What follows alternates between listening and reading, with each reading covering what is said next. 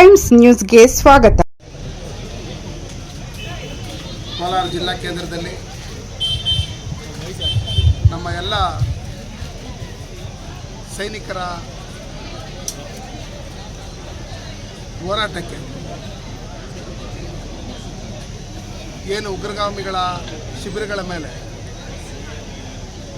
ಭಾರತದ ವಾಯುಸೇನೆ ನುಗ್ಗಿ ನೂರಾರು ಉಗ್ರಗಾಮಿಗಳನ್ನು ಧ್ವಂಸ ಮಾಡಿರ್ತಕ್ಕಂಥದ್ದು, ಇಸ್ಲಾಮಾಬಾದಿಂದ ಹಿಡಿದು ಲಾಹೋರ್ವರೆಗೂ ನುಗ್ಗಿ ಅವರ ನಗರಗಳನ್ನು ಧ್ವಂಸ ಮಾಡಿ ಉಗ್ರವಾದದ ವಿರುದ್ಧವಾಗಿ ನಾವು ನಿರಂತರವಾಗಿ ಯುದ್ಧ ಮಾಡ್ತಾ ಇರ್ತೀವಿ ಅಂತೇಳಿ ಸಾರಿರ್ತಕ್ಕಂಥ ಸನ್ಮಾನ್ಯ ನರೇಂದ್ರ ಮೋದಿ ನಮ್ಮ ಭೂಸೇನೆ, ವಾಯುಸೇನೆ ಮತ್ತು ನೌಕಾಸೇನೆ ಮತ್ತು BSF, CRPF ಎಲ್ಲ ನೌಕಾಪಡೆಗಳು ಇವತ್ತು ದೇಶದ ತಂಟೆಗೆ ಬಂದರೆ ಪಾಕಿಸ್ತಾನಕ್ಕೆ ಉಳುಗಾಲವಿಲ್ಲ.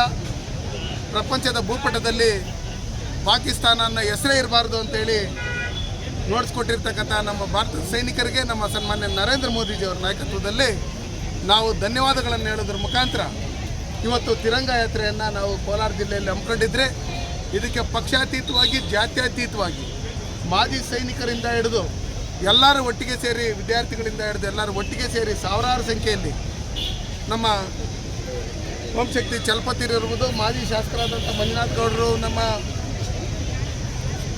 ಸಂಪಂಗಿಯವರು, ಎಲ್ಲ ಹಿರಿಯ ಮುಖಂಡರುಗಳೆಲ್ಲ ಒಟ್ಟಿಗೆ ಸೇರಿ ಇವತ್ತು ನಾವಿದ್ದೇವೆ ಭಾರತ ಸೈನಿಕರ ಜೊತೆಯಲ್ಲಿ ಅಂತ ಹೇಳಿ ಭಾರತ ರಕ್ಷಣೆಗಾಗಿ ನಾಗರಿಕರು ಅನ್ನೋ ಒಂದು ತಿರಂಗ ಯಾತ್ರೆಯಲ್ಲಿ ಪಾಲ್ಗೊಂಡು ನಾವು ಸನ್ಮಾನ್ಯ ನರೇಂದ್ರ ಮೋದಿಜಿಯವ್ರಿಗೆ ಹೇಳೋದಿಷ್ಟೇ, ನಾವು ದೇಶಕ್ಕೋಸ್ಕರ ಪ್ರಾಣ ಕೊಡೋದಕ್ಕೆ ನಾವು ರೆಡಿಯಾಗಿದ್ದೀರಿ. ಕೋಲಾರ ಜಿಲ್ಲೆಯಲ್ಲಿ 5,000 ಮಾಜಿ ಸೈನಿಕರು ಮತ್ತು ಹಾಲಿ ಸೈನಿಕರು ಇದ್ದಾರೆ ನಮ್ಮ ಕೋಲಾರ ಜಿಲ್ಲೆ.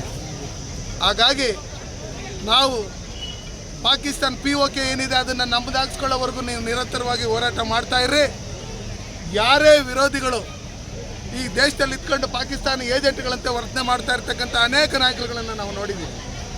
ದೇಶದ ಸೈನಿಕರ ವಿರುದ್ಧವಾಗಿ ಸಂಶಯ ಪಡ್ತಾ ಇರ್ತಕ್ಕಂಥವರು ಮತ್ತು ದೇಶದ ವಿರುದ್ಧವಾಗಿ ಮಾತಾಡ್ತಾ ಇರ್ತಕ್ಕಂಥವರು ಯಾರ್ಯಾರಿದ್ದಾರೆ ಇವರಿಗೆಲ್ಲರಿಗೂ ನಾನು ಹೇಳೋದಿಷ್ಟೇ, ದಯವಿಟ್ಟು ಈ ದೇಶದ ಬಗ್ಗೆ ಅಭಿಮಾನ ಇಲ್ಲ, ಸೈನಿಕರ ಬಗ್ಗೆ ಗೌರವ ಇಲ್ಲ ಅಂದರೆ ದಯವಿಟ್ಟು ಈ ದೇಶ ಬಿಟ್ಟು ಹೊರಟೋಗಿಲ್ಲ.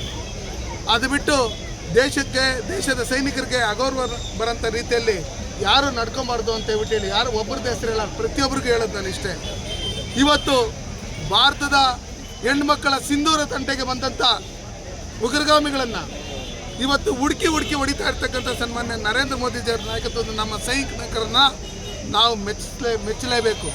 ಇನ್ನೂ ಎಷ್ಟೋ ಜನ ಉಗ್ರಗಾಮಿಗಳನ್ನು ಇವತ್ತು ಹಿಡ್ಕೊಂಡು ಯಾರ್ಯಾರು ಇದರಿಂದ ಸಪೋರ್ಟ್ ಇದ್ದಾರೆ, ಯಾರ್ಯಾರು ಈ ದೇಶದಲ್ಲಿ ಇದ್ಕೊಂಡು ಅವ್ರಿಗೆ ಸಪೋರ್ಟ್ ಕೊಡ್ತಾ ಇದ್ದಾರೆ, ಇದನ್ನೆಲ್ಲ ತನಿಖೆಗಳನ್ನು ಮಾಡ್ತಾ ಇದ್ದಾರೆ.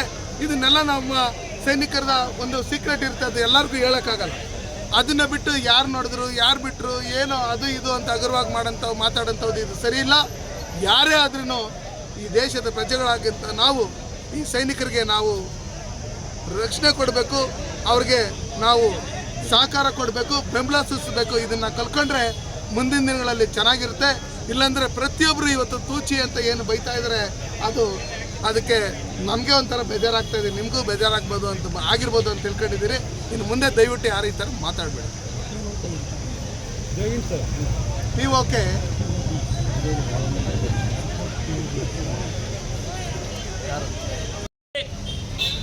ಎಲ್ಲ ಸಮಾಜದ ಪಕ್ಷಾತೀತವಾಗಿ, ಜಾತ್ಯತೀತವಾಗಿ ಈ ಒಂದು ಹೋರಾಟವನ್ನು, ಈ ತ್ರಿರಂಗ ಯಾತ್ರೆಯನ್ನು ನಾವು ಆಪರೇಷನ್ ಸಿಂಧೂರ್ ಮಾಡಿದ ಖುಷಿಯಲ್ಲಿ ಸೇನೆಗೆ ಬೆಂಬಲ ಕೊಡೋರು ನಾವು ಈ ಒಂದು ಮಾಡಿದ್ವಿ. ಸಾಕಷ್ಟು ಸಾವಿರಾರು ಸಂಖ್ಯೆಯಲ್ಲಿ ಬಂದಿವತ್ತು ಈ ಒಂದು ಯಾತ್ರೆನ ಯಶಸ್ವಿ ಮಾಡಿದ್ದಾರೆ. ಏನು ಭಾರತ ದೇಶದಲ್ಲಿದ್ದು ಭಾರತದ ವಿರುದ್ಧ ಹೇಳಿಕೆ ಕೊಡ್ತಾ ಇದ್ದಾರೆ, ಅವ್ರಿಗೂ ಒಂದು ತಕ್ಕಂಥ ಉತ್ತರ ಆಗಿದೆ. ಏನಂದರೆ ಇಡೀ ಪ್ರಪಂಚ ಇವತ್ತು ಭಾರತದ ಹಿಂದೆ ಇದೆ, ಪಾಕಿಸ್ತಾನದ ಕೇವಲ ಒಂದೇ ಒಂದು ಟರ್ಕಿ ಮಾತ್ರ ಇದೆ. ಇವತ್ತು ಏನು ಭಾರತದ ಸೈನಿಕರಿಗೆ ಹೀಯಾಳ್ಸೋಂಗೆ ಉತ್ತರ ಕೊಡ್ತಾರಂಥ ಕೆಲವರು ಆ ದೇಶದ್ರೋಹಿಗಳಂತ ಪರಿಗಣಿಸಿ ಅವ್ರಿಗೆ ತಕ್ಕದಂಥ ಉತ್ತರ ಮುಂದಿನ ದಿವಸ ನಾವು ಕೊಡ್ತೀವಿ.